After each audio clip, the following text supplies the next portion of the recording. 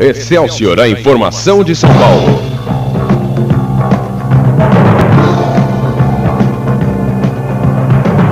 Está começando o Jornal da Excelsior. Jornal da Excelsior. A informação e o serviço estão aqui no Jornal da Excelsior. Toda a sua cidade no Jornal da Excelsior. 18 graus em Santa Cecília. Muito bom dia, amigos. Começa aqui a edição do Jornal da Excelsior deste sábado, dia 11 de novembro de 1989. Hoje é o dia do soldado desconhecido. A previsão é de tempo nublado com períodos de melhoria e chuva em pontos isolados. A temperatura na capital deve ficar entre 16 e 26 graus, a máxima no litoral deve ser de 27 e no interior 30 graus. Aqui na Rua das Palmeiras, no momento, confirmando para você 18 graus e o sol já está aparecendo no céu de São Paulo. 6 horas e 2 minutos. Reportagem Jornal da Excelsior. 6 horas e 3 minutos, os principais destaques desta edição de sábado do seu Jornal da Excelsior. Rádio Excelsior.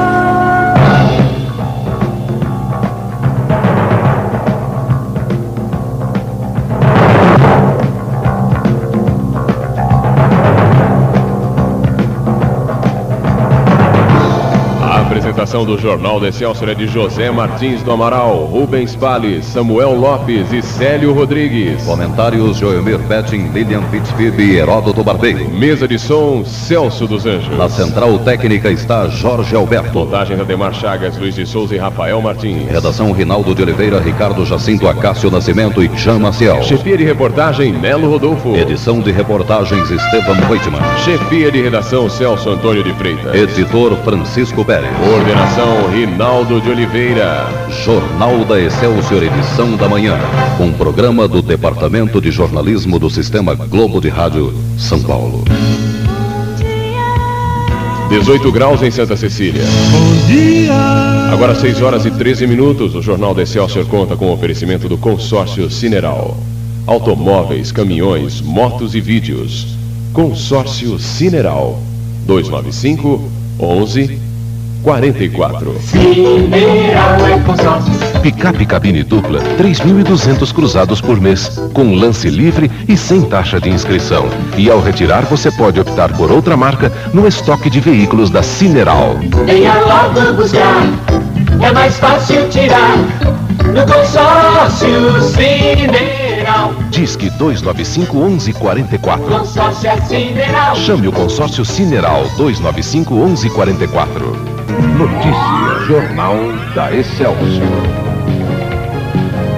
6 horas 16 minutos em São Paulo. As tarifas dos táxis que servem o Aeroporto Internacional de Cumbica estão 85% mais caras. Com o reajuste, uma corrida de táxi comum de Cumbica até a Praça da República passa a custar 102 cruzados novos. Já a corrida com táxi especial fica em 159. Viajar nos ônibus que saem dos terminais rodoviários sai bem mais em conta. A passagem até Cumbica sai por 23 cruzados novos, mas será reajustada nos próximos dias.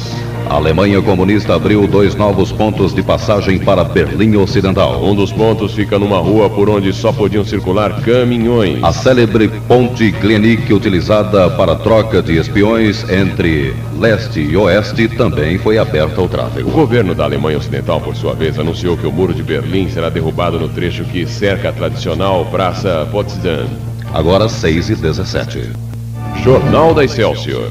Os bancos não têm qualquer responsabilidade na fraude cambial que teve como consequência prejuízo de milhões de dólares ao governo brasileiro. Isso é o que argumenta, através de nota, o presidente da Federação Brasileira das Associações de Bancos. Léo Wallace Jr. assegura que os bancos são meros intermediários no negócio. E pede rigor, ou rigorosa investigação, nas irregularidades praticadas por empresas fantasmas de importação. As empresas conseguiam guias de importação, mas na verdade não realizavam qualquer operação. E acabavam tendo em mãos dólares através do mercado paralelo. 6h18.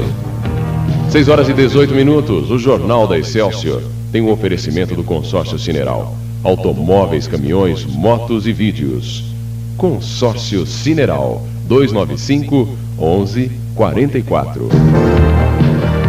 6 horas 22 minutos em São Paulo. O TSE determinou que se interrompam as investigações do caso Lubeca por se tratar de crime eleitoral. O delegado que investiga o caso, Macilon José Bernardes, já mandou o inquérito para Brasília. A denúncia é que a Lubeca, que pertence a uma holding de origem argentina, teria subornado funcionários da Prefeitura de São Paulo para liberar a construção de uma grande obra na Marginal Pinheiros, zona sul da cidade. Esta propina teria ido para a campanha do candidato do PT à presidência, Luiz Inácio Lula da Silva. O caso Lubeca foi levantado pelo candidato do PSD, Ronaldo Caiado, que ainda não compareceu para prestar depoimento. Nas apurações também apareceram outras empresas como a Tertec, Segmento, Appraisal, Interfil e Lucon. Na entrevista ao repórter Nelo Rodolfo, o delegado que investigava o caso Lubeca, até aqui, Macilon José Bernardes, disse o que ficou apurado. Objetivamente, no ponto que nós paramos, o dinheiro saiu da Lubeca, percorreu um longo caminho e foi cair na mão de alguns diretores da Lubeca, do grupo, e de uma empresa que nós tínhamos começado a investigar hoje, uma empresa uruguaia chamada Lucon Internacional. E o candidato petista Luiz Inácio Lula da Silva já se empenha para desfazer o estrago que a denúncia de corrupção na Prefeitura paulistana fez na sua campanha. Lula esclarece em todos os comícios que faz que não conseguiu se provar nada contra a Prefeitura. Jornal da Excelsior, 6h24.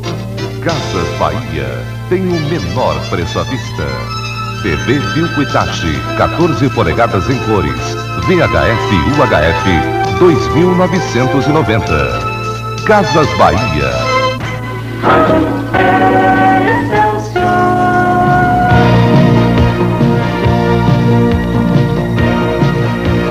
Jornal da Excelsior, 6 horas 25 minutos.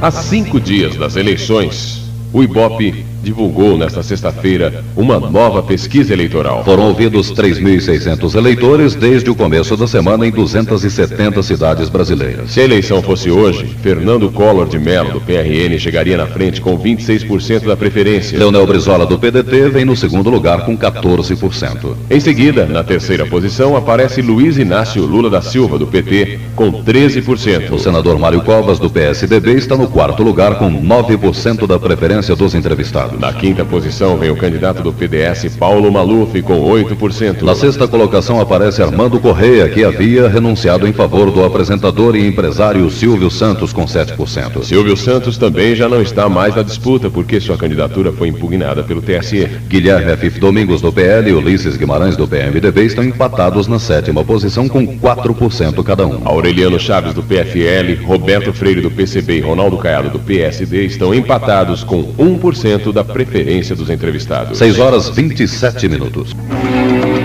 No Jornal da Excelsior, eleições 89. O Brasil escolhe o seu presidente. Está pronto no Centro de Convenções de Brasília o Centro de Divulgação das Eleições Presidenciais. Cerca de 5.000 pessoas, entre jornalistas, convidados e assessores políticos, estarão circulando pelos 10.000 metros quadrados do centro, onde foram aplicados 5 milhões de cruzados novos. Além das cabines telefônicas, televisores, telex e facsímile, a grande novidade é o alto grau de informatização. O maior dos computadores estará ligado diretamente ao Centro de Processamento de Dados do TSE e também a outros micros. Esses equipamentos ficarão numa área restrita à coordenação do centro, sob vigilância da PM. Jornalistas e convidados terão acesso a 50 terminais de computador que ficarão espalhados pelo centro de convenções. O ex-governador Leonel Brizola, candidato do PDT, fez campanha no Rio Grande do Sul. Ele participou de uma gigantesca carreata reunindo cerca de 3.000 veículos, iniciada no aeroporto Salgado Filho, em Porto Alegre. Na paupérrima Vila Cruzeiro, um fanático deitou em frente às rodas do caminhão que conduzia Brizola e precisou ser afastado pelos seguranças. A carreata contou com um grupo de cavaleiros em trajes gauchescos que iam à frente dos automóveis. Os articuladores da frustrada candidatura Silvio Santos estudam agora novos passos na carreira política. Por enquanto, os senadores Hugo Napoleão, Marcondes Gadelha e Edson Lobão, conhecidos no meio político como os Três Porquinhos, preferem ficar recolhidos. Eles decidiram, pelo menos a princípio, não apoiar qualquer candidato, a não ser que Silvio Santos opte por alguns dos presidenciáveis. Marcondes Gadelha, que era o vice de Silvio Santos, pensa em pedir a refiliação ao PFL, partido que deixou para se filiar ao PMB. Se conseguir voltar ao PFL, reassumirá a liderança da bancada que havia deixado para Edson Lobão.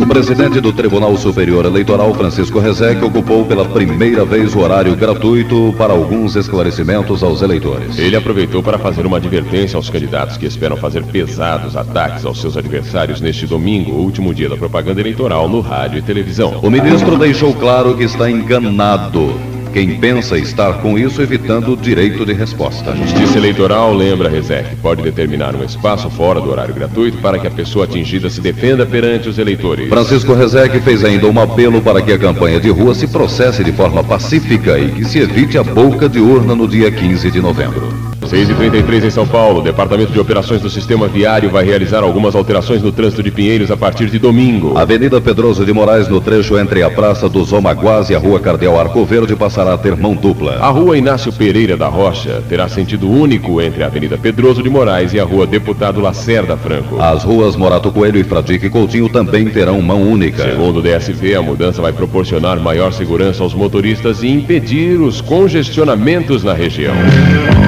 A greve dos ferroviários do Rio Grande do Sul já causou prejuízos de 3 milhões de cruzados novos à rede ferroviária federal. Esse valor seria arrecadado com fretes, segundo a direção da rede ferroviária. Espera-se prejuízos ainda maiores quando as empresas que contrataram serviços dos trens começarem a cobrar indenizações. Em Uruguaiana, estão parados 350 vagões com mais de 24 mil toneladas de alimentos, produtos químicos e siderúrgicos. A rede ferroviária está temendo o apodrecimento dos produtos alimentícios. A Superintendência Regional da rede solicitou a decretação da ilegalidade da greve. 6h34. Os técnicos do Sindacta continuam em greve por tempo indeterminado. Segundo Jorge Botelho, presidente da Associação dos Controladores de Voo do Tráfego Aéreo Civil, o governo continua intransigente nas negociações. Botelho informou ainda que representantes do Ministério do Planejamento afirmaram que as reivindicações da categoria não serão atendidas. A justificativa foi de que o governo não atende a reivindicação de funcionários em greve. Segundo o presidente da Associação dos Controladores de Voo, a paralisação é de 100% em todo o país. Os grevistas estão sendo substituídos por controladores militares ligados ao Ministério da Aeronáutica. O Comando de Greve dos Servidores Públicos Federais esteve reunido nesta sexta-feira em Brasília para avaliar o movimento. Em Brasília, 15% dos servidores aderiram à paralisação. Nos demais estados, o movimento também é parcial, com a paralisação dos previdenciários e dos funcionários das delegacias regionais do trabalho. Também estão parados em alguns estados os trabalhadores do setor da saúde.